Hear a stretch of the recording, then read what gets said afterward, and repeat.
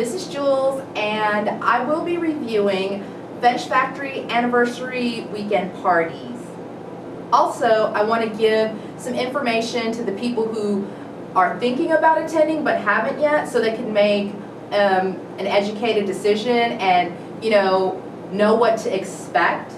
And also for those people who are just scared to attend events like this. I mean, it's one of the bigger events, fetish events in the United States, so a lot of people feel a little bit intimidated to go. So I just want to give some information so that you'll know what will be going down. What type of event is this? To me, I think it's one of the biggest fetish events in the United States. It is multi-day and night event, and the host hotel is totally blocked out. That means after Friday there's nothing but party goers in the whole hotel other than staff. The last one I attended was the 17-year anniversary, and that was in May. It was on Memorial Day weekend, and I started going to these parties starting from Fetish Factory 10-year anniversary. Now, for those that aren't aware, it is strict dress code enforced. That means that they have a list of what is acceptable to wear to these parties, and if you're not wearing it, you will not be granted admission. I don't think that it's hard to make a dress code. You might think that you have to wear a $1,000 outfit, and that's just not the case. You just have to be creative. I mean, you could wear scrubs, you could have a medical uniform fetish, or a lab coat, or make a dress out of duct tape, and that'll get you in. So you don't have to wear thousands of dollars of latex or anything. But I will warn you, from what I see, latex is king. There are a lot of latex outfits out there, and that's one of the appeals for me, because I get to see so many people dressed in latex and I get to wear my own latex. But I mean, there's leather people, there's uniform people, furries, cross-dressing is perfectly acceptable. So, for those who say that they can't make the dress code, I think they're just not trying. Also, the crowd is international. There's people from Australia, people from Europe, a lot of Canadians, people from all over the world come to party there. So, if you don't live in the United States, you still are very, very welcome there. The parties, the prices, I mean, if you go a la carte and buy tickets for each party, the price ranges from $15 to $30, and I believe that the Transpo Pass was $70, and it is so worth it. All the parties plus the Transpo Pass was, this past one was $115, so I think that's a great deal. And the Transpo Pass, it is so great because you don't have to worry about finding a designated driver. You don't have to worry about knowing the location of the club. You just go to the lobby of the hotel, and the bus takes you to the club, and when you're ready to leave, there's buses on rotation going back and forth to the hotel, back to the club, and I mean, it's just so convenient. So I would recommend everybody get the Transpo Pass, unless you're local and you're just going to go home anyways. But a lot of local people go ahead and get the Transpo Pass, I guess, because you don't have to fuss with finding parking or anything like that, or walking a long distance if parking is far away. It drops you off right in front of the club. My personal feeling about it, I think that if you are into fetish, this is a must-go party. One thing about this party is that it's very, very cohesive. And what I mean by that is, Glenn and his crew make it a point to kind of insulate you. And I've been to other parties where that's just not the case. The whole hotel is booked out, so you don't have to worry about, offending anybody that might not be into fetish at the hotel. You could be dressed from the time you arrive to the time you leave in whatever fetish clothing that you want. And because of that vibe, you get to see a lot of unique outfits, things that'll just blow your mind. So that is one aspect that I really like. Also, he has the limo that goes back and forth to the Fetish Factory store. And with that, one warning that I want to give you is you might want to do that first if you're coming from out of town, or you really need something to wear, because things get sold out pretty quickly. So by Saturday, pickings are pretty slim. So you might want to kind of either have your outfits kind of established and bring it, or go to the store early. And the hotels that Glenn picks, I guess they're used to having us over, so the staff is really, really wonderful. I mean, they don't give you side eye or stink eye or anything. I mean, they make it known that they're glad to have us.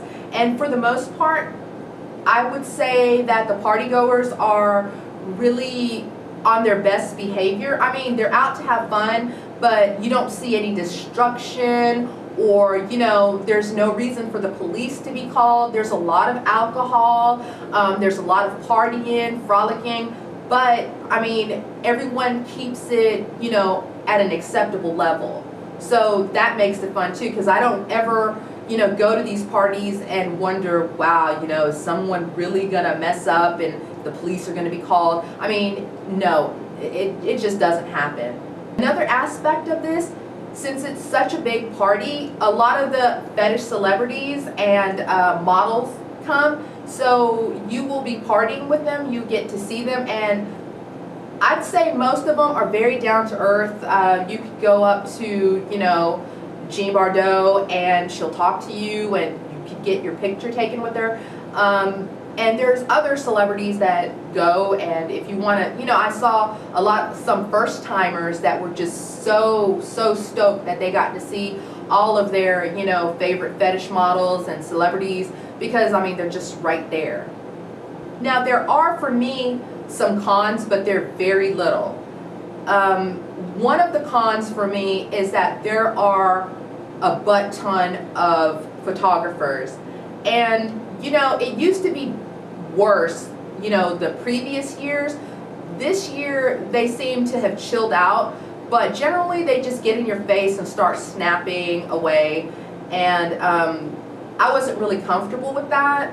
Not because I think that I'm all that or anything, but one year my picture ended up in a Hustler publication because of going to this part, the Fetish Factory parties. And so now I'm just a little bit more cautious and apprehensive about people just snapping my pictures. But this year it seemed a lot better. The photographers weren't as aggressive or just in your face, and that's one of the reasons that I was kind of apprehensive or not totally comfortable about going. But this year it seemed a lot better.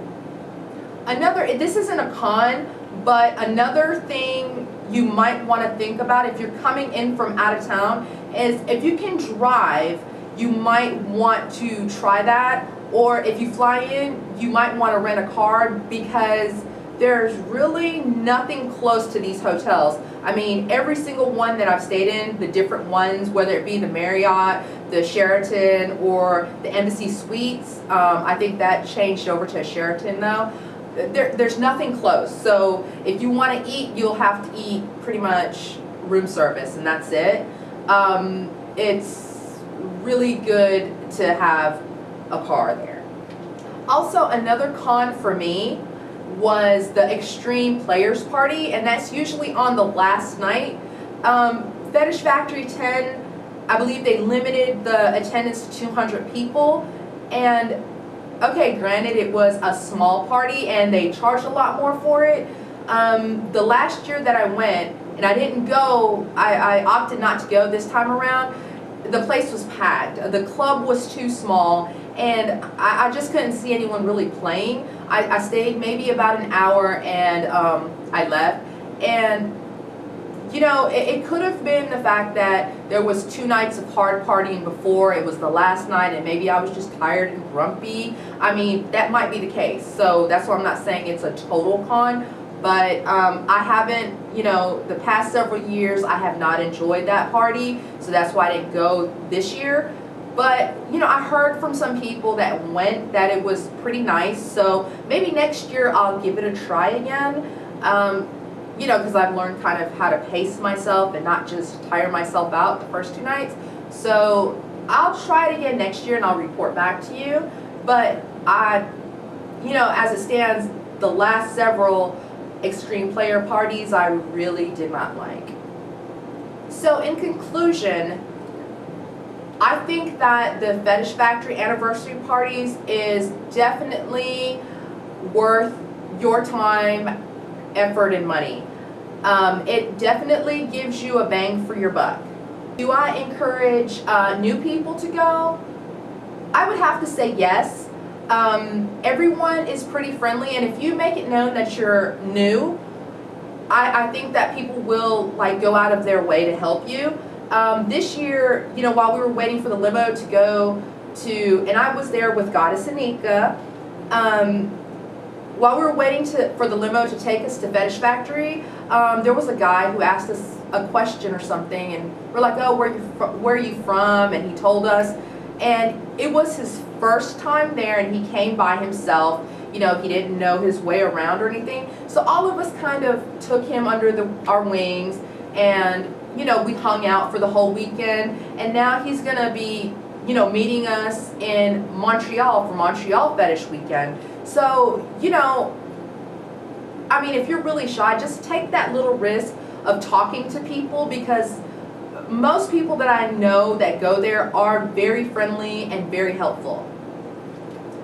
I hope I gave you enough information, and if you still have questions about it, just leave it in the comments and I will get back to you and answer you.